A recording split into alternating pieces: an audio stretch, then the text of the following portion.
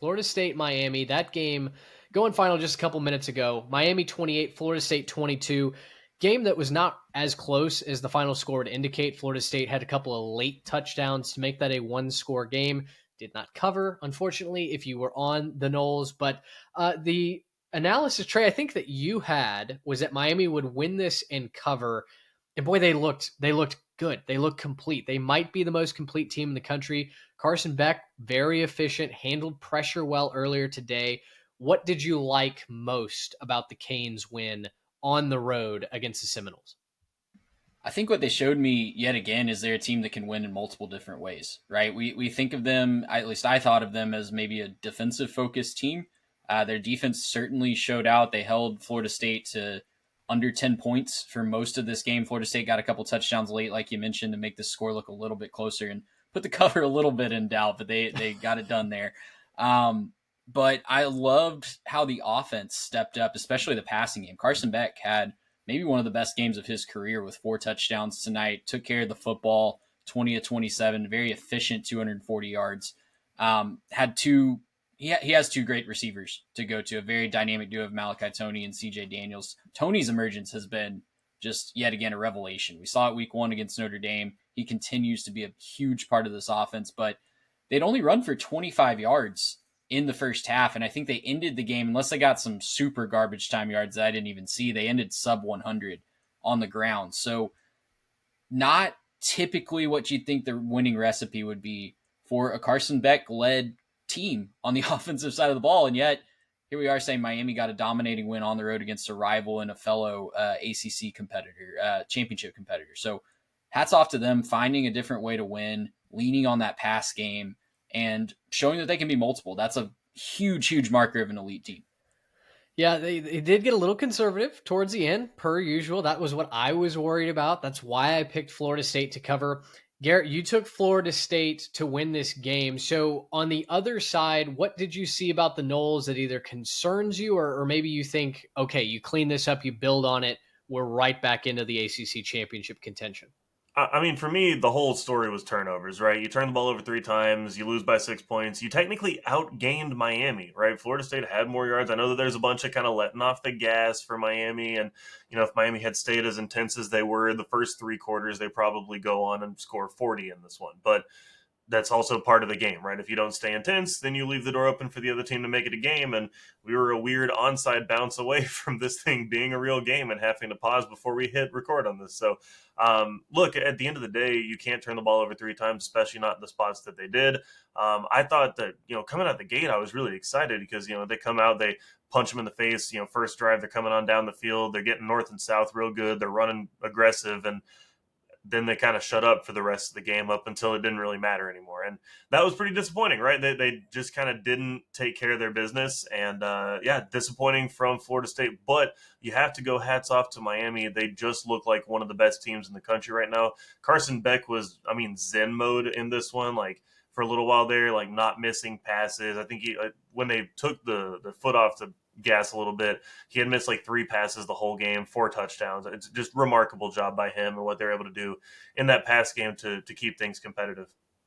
Yeah, the Florida State offense was that old, impressive, very nice. Let's see the non-scripted Yeah, plays, let's see right? the Like that unscripted. Yeah, our friend Parker always likes to post. So let me ask you guys this then. Earlier on one of the college football preview shows, they were talking about the winner of this game being the runaway favorite to win the ACC championship, not just make the championship, but win it. So Miami wins it. Feels like they controlled this game pretty much from stem to stern. And while Florida State certainly has a lot of things I think they can hang their hat on, this was a big test at home against your rival who has not been on the road yet. You know what their flaws are. Those are very public. And yet Miami finds a way to win and doing it in rather demanding fashion. So are you buying that narrative that now, based off of tonight, Miami is the runaway favorite to win the ACC championship, break that streak? They've never done that before, and waltz into the college football playoff. I think they have to be. I don't know anyone else that I would be excited to put money on to win the ACC at this point. I mean, anything can happen in a one-game scenario in Charlotte, of course. So maybe they get upset. Maybe they're undefeated in that game and don't necessarily have to play to win to get in. And someone jumps up and gets them. But yeah, I mean, I just going through off the top of my head, I haven't seen anyone else in the ACC look like they can jump up and get them. Virginia's looked good. Obviously, they got a big win today on the road against Louisville. Don't think that they're necessarily in the same tier as Miami. Help me out. Is there someone I'm missing, overlooking? Clemson looked a lot better today, but they already have 2 losses. I was going to say their bugaboo a little bit has been Georgia Tech. They haven't exactly had good luck against that squad, and that squad is playing decent football. I do think Miami is by far the better team, and there's no reason why Miami should lose a possible matchup with a Georgia Tech. That fortunately they don't have them on the schedule in the regular season. No need to come out sleepy for that one, but. I think the reality is this is by far the best team in the ACC right now. This might be the best team in the country. We were kind of talking about that ahead of time. Like Ohio State's playing some really good football, but I don't think that if anyone ranked Miami number 1, like you were kind of saying backstage, Mitch, like I don't think you really have a problem with it, right? Like you don't really have an issue if you want to make that case for Miami because they're by far the most tested at this point. So, for me, I'm looking at this saying Miami's probably the best team in the ACC. I think one of the things that I was most impressed with is just how far Carson Beck has come. I said in the offseason when we were, kind of judging this Miami team, hey, I don't know if this Miami team is going to have as high of a ceiling on offense because I don't know how much better Carson Beck makes you than Cam Ward.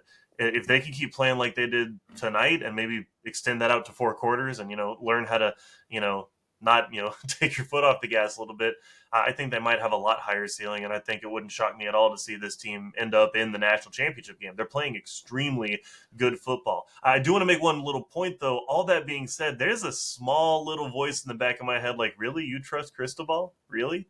Like, and that little voice in the back of my head that's like, oh, no, they're going to blow it to Stanford, aren't they? Like, they're going to lose in a couple weeks to Stanford and just embarrass themselves. So, I don't really know, but right now they look like by and large the best team in the ACC. Georgia Tech's a good answer. Right now they don't have another ranked team on their schedule. So if they do lose a game in the regular season, it would be an embarrassing loss. It would be a big upset. It's Louisville after Miami's off a bye on a weird Friday night, so weird things can happen.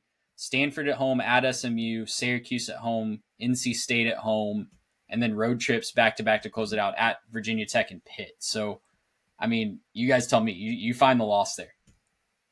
It's tough to find one, no doubt. It does feel like it feels like the only hole in the Miami battle plan right now might be Cristobal's reputation for finding one of these games to fumble away, right? I mean, on the field, you watch the tape, you look at the roster, it's hard to find a chink in that armor. And so I feel like you're probably, if you're betting against Miami at this point, you're betting against Miami being able to string together 12 complete games thanks to their head coach, or maybe a quarterback. I don't know, but the offensive line has looked very good. The running game has picked them up in the first couple of weeks. The wide receivers are obviously very talented, and then that defense needs no introduction. So Miami is the runaway favorite right now, according to the betting markets.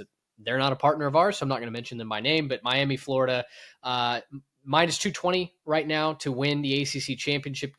Georgia Tech plus 550. Virginia, how about that? Coming in at third, plus 1,000. SMU's plus 2,000, as is Duke. So interesting to see how the chips are starting to fall in the ACC. But Garrett, you said Miami might be the number 1 team on a couple of ballots ranked tomorrow. I think they're probably going to be number 1 on my ballot when I submit our All Podcasters poll ballot. I like their resume. I think it's the most complete. They played, I think, more quality teams than Ohio State has. No fault to the Buckeyes. They're going to get their shot at a number of them, but obviously that Texas win starting to not look as rosy as it might have been in the opening week. And I think, honestly, I'm excited to see Ohio State play another team worth their salt. They played Washington on the road. That was a big win. I don't feel like a lot of people got to see that, though. And I was kind of having to defend the Huskies a little bit in that group chat as they came back and beat Maryland today. We'll talk about that game later.